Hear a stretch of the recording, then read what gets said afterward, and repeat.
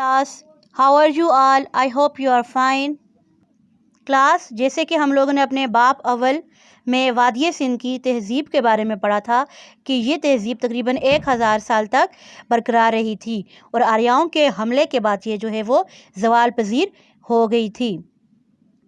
چونکہ وادی سندھ کی تہذیب بہت پرامن تہذیب مانی جاتی تھی، اس لیے یہ آریاؤں کا مقابلہ نہ کر سکی اور وہاں سے وہ منتقل ہو گئی مختلف علاقوں کی جانب اور وہاں پر آریاؤں کا قبضہ ہو گیا۔ کلاس، آج ہم لوگ اپنا باب نمبر 2 آریہ قوم کا دور یعنی کہ آرین ایرا کے بارے میں پڑھیں گے۔ آریہ اقوام اور ان کی برِ صغیر میں آمد، The Aryans and their arrival in India۔ Arya سے کیا مراد ہے؟ لفظ آریہ سے مراد ہے خوبصورت اور دلکش خدوحال رکھنے والی قوم۔ خدوحال سے مراد ظاہری شکل و شباہت۔ سفید رنگت کے یہ لوگ برِ صغیر پاک و ہند کے قدیم باشندوں کی نسبت توانا، جسمانی لحاظ سے مضبوط اور قدآور تھے، اسی وجہ سے یہ آریہ کہلائے۔ آریاؤں کی آمد کب اور کیسے ہوئی؟ آریاؤں کے اصل وطن کے بارے میں مورخین مختلف آراء رکھتے ہیں۔ بعض کا خیال ہے کہ یہ لوگ وسطی ایشیا کے رہنے والے تھے اور نقل مکانی کر کے برِ صغیر پاک و ہند میں آباد ہوئے، جبکہ بعض کے خیال میں آریاؤں کا اصل وطن تبت اور کوہ ہمالیہ کا علاقہ ہے۔ شدید سردی کے باعث آریہ لوگ ایشیا اور یورپ کے کئی علاقوں میں پھیل گئے۔ اختلاف رائے کے باوجود اس بات کے واضح شواہد موجود ہیں کہ آریاؤں کا اصل وطن وسطی ایشیا باختر ہی تھا، جہاں سے وہ نقل مکانی کر کے بلخ یعنی افغانستان چلے گئے۔ آریاؤں کے مختلف گروہوں میں تقسیم ہونے کی کیا وجہ تھی؟ اور جب یہ علاقہ آبادی کی کثرت اور وسائل کی کمی کا شکار ہوا تو ان لوگوں نے کہ ایک گروہ نے یورپ کا رخ اختیار کر دیا اور وہاں آباد ہو گیا، دوسرا گروہ ایران گیا، جبکہ مغربی مورخین کے مطابق تیسرا گروہ 1500 سے 2000 قبل از مسیح کے دوران ہجرت کر کے کوہ ہندو کش کے دروں، در خیبر، در خوجک اور کوہ سلیمان کے راستے برِ صغیر پاک و ہند میں داخل ہوا۔ یہاں پر ہم لوگ اس نقشے میں دیکھ سکتے ہیں کہ در بولان، در خیبر، کوہ سلیمان کے یہ علاقے تھے جن علاقوں سے آریہ قوم برِ صغیر پاک و ہند کی طرف آئی۔ انڈس آرین کون سے آریہ کہلاتے ہیں؟ مورخین کی اکثریت اس بات پر متفق ہے کہ جو آریہ برِ صغیر پاک و ہند میں آباد ہوئے وہ انڈس آرین کہلائے۔ ابتدا میں یہ لوگ کہاں پر رہائش پذیر ہوئے؟ ابتدا میں آریہ قوم موجودہ خیبر پختونخوا اور پنجاب میں رہائش پذیر رہی۔ جب ان کی آبادی بڑھنے لگی تو پھر یہ لوگ مشرق کی جانب مزید علاقوں پر قابض ہو گئے اور رفتہ رفتہ پورے شمالی برِ صغیر میں پھیل گئے۔ آریاؤں کی آمد کے مقامی لوگوں پر اثرات۔ آریاؤں کی آمد کے مقامی لوگ جو وہاں پر پہلے سے موجود تھے ان پر کیا اثرات ہوئے؟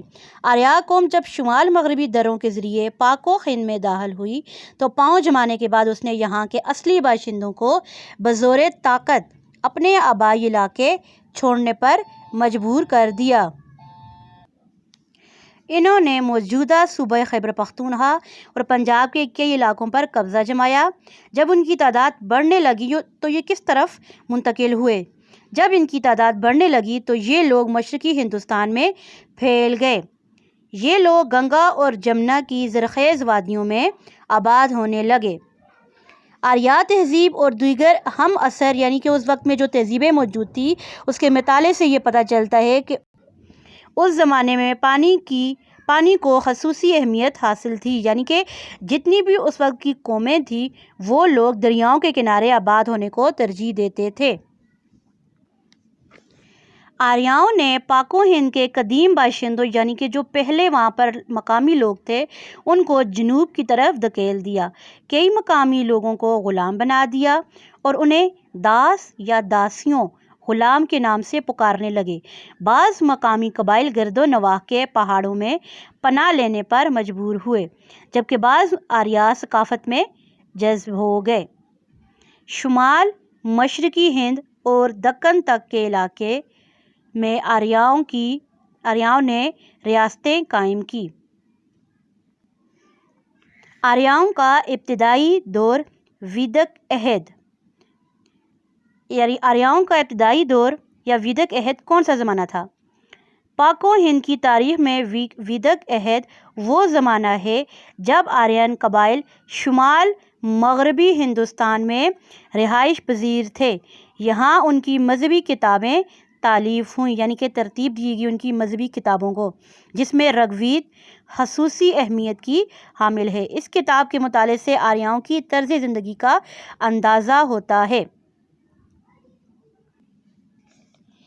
آریاؤں کا سماجی، معاشی اور مذہبی طرز زندگی، social, economic and religious system. سب سے پہلے ہم لوگ دیکھتے ہیں کہ وہاں کی سیاسی زندگی کیسی تھی۔ رگ وید کے مطالعے سے اندازہ ہوتا ہے، رگ وید ان کی ایک مذہبی کتاب تھی، کہ وہ ویدک عہد میں آریاؤں کی سیاسی زندگی بہت سادہ تھی اور یہ لوگ مختلف قبائل میں تقسیم تھے۔ آریاؤں کے سیاسی نظام کی بنیادی اکائی خاندان تھی، یعنی کہ خاندان وسعت پا کر قبیلے کی صورت اختیار کر لیتے اور ہر قبیلے کا اپنا سردار ہوتا۔ مختلف قبیلے مل کر ایک ریاست کی شکل اختیار کر لیتے۔ ریاست کا سربراہ راجن کہلاتا تھا، جو ہوتے ہوتے راجا کہلایا۔ راجن کی خصوصیات کیا تھی؟ راجن ریاست اور عوام کے جان و مال کا محافظ ہوتا تھا۔ اس کے اختیارات محدود ہوتے تھے اور وہ عوامی رائے کا احترام کرتا تھا۔ راجن خوبصورت مکان میں رہتا تھا اور چمکیلا لباس پہنتا تھا۔ امور مملکت میں، یعنی کہ جو ملک چلانے کے معاملات تھے، اس میں ان کی معاونت کے لیے 2 قسم کی مجالس موجود تھی، یعنی سمیتی اور سبھا۔ سمیتی عام لوگوں کی مجلس تھی جس میں تمام لوگ شرکت کر سکتے تھے، جبکہ سبھا میں قبیلے کے بااثر افراد اور سرکردہ برہمن شریک ہوتے تھے۔ یعنی سمیتی میں عام لوگوں کی مجلس ہوتی تھی اور سبھا میں جو بااثر افراد اور سرکردہ برہمن شریک ہوتے تھے۔ سماجی زندگی، ان لوگوں کی سماجی یا معاشرتی زندگی کس طرح کی تھی؟ یہ قوم مختلف قبیلوں میں بٹی ہوئی تھی۔ ہر خاندان کا بزرگ مرد اس کا سربراہ ہوتا تھا۔ سماجی ڈھانچے کی بنیاد خاندان پر استوار تھی۔ خاندان کے افراد ایک ہی مکان میں رہتے تھے۔ ہر گھر میں آگ کے لیے جگہ مخصوص ہوتی تھی۔ لباس اور آرائش پر خاص طور سے توجہ دی جاتی تھی۔ آریا لوگوں کا لباس سادہ ہوتا تھا، جو عموماً اون اور سوت سے تیار کیا جاتا تھا۔ عورتیں اپنے آرائش و زیبائش کے لیے سونے اور چاندی کے زیورات بھی پہنتی تھی۔ وہ خوراک میں سبزی، اناج، دودھ، پھل اور گندم وغیرہ کھاتے تھے۔ آریا سماج میں لوہار اور ترکھان، یعنی کہ بڑئی کے پیشے کو اونچا مقام حاصل تھا۔ قدیم آریاؤں کے معاشرے میں عورت کا مقام بہت بلند تھا۔ یہ لوگ عورتوں کو عزت و احترام کی نگاہ سے دیکھتے تھے۔ بیوہ عورتوں کو دوسری شادی کی اجازت بھی حاصل تھی۔ کلاس آج ہم لوگوں نے اپنے باب نمبر 2 آریا قوم کا دور میں اہم نکات کیا کیا پڑھے؟ لفظ آریا خوبصورت اور دلکش خد و حال رکھنے والی قوم تھی، سفید رنگ کی اور جسمانی لحاظ سے بہت طاقتور تھی۔ مورخین کے بیانات ہم نے دیکھے کہ یہ وسطی ایشیا سے برصغیر آئے۔ کچھ مورخین کا خیال تھا کہ یہ اصلی وطن تبت اور کوہ ہمالیہ سے آئے اور شدید سردی کی وجہ سے یورپ اور ایشیا میں منتقل ہو گئے تھے۔ پھر ہم لوگوں نے ایک اور مورخین کے بیانات سنے جس میں انہوں نے کہا کہ اصلی وطن جو تھا وہ وسطی ایشیا تھا، یعنی کہ باختری تھا۔ نقل مکانی کر کے یہ بلخ یعنی کہ افغانستان چلے گئے۔ پھر ہم لوگوں نے 3 گروہ دیکھے جس کی وجوہات کیا تھی کہ کثرت آبادی اور وسائل کی کمی کی وجہ سے یہ قوم 3 گروہوں میں تقسیم ہو گئی تھی۔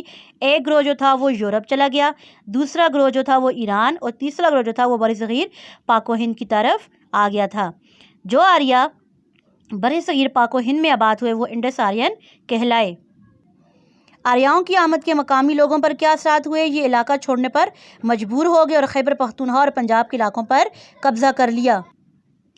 آریہ قوم گنگا اور جمنا کی زرخیز وادیوں میں آباد ہوئی۔ مقامی لوگوں کی جانب کی جنوب کی طرف منتقلی ہو گئی تھی۔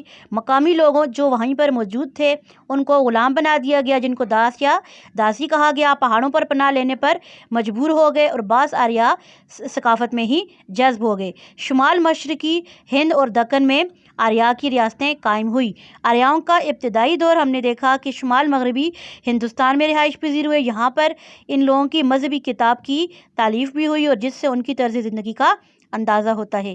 سیاسی زندگی میں ہم لوگوں نے دیکھا کہ ان کی خاندان بنیادی اکائی تھی۔ ریاست کا سربراہ راجن یعنی راجا کہلاتا تھا۔ راجا کی مختلف خصوصیات تھی کہ وہ اچھے گھروں میں رہتا تھا، اچھا لباس چمکیلا لباس پہنتا تھا اور اس کی 2 مجالس تھی، سمیتی اور سبھا۔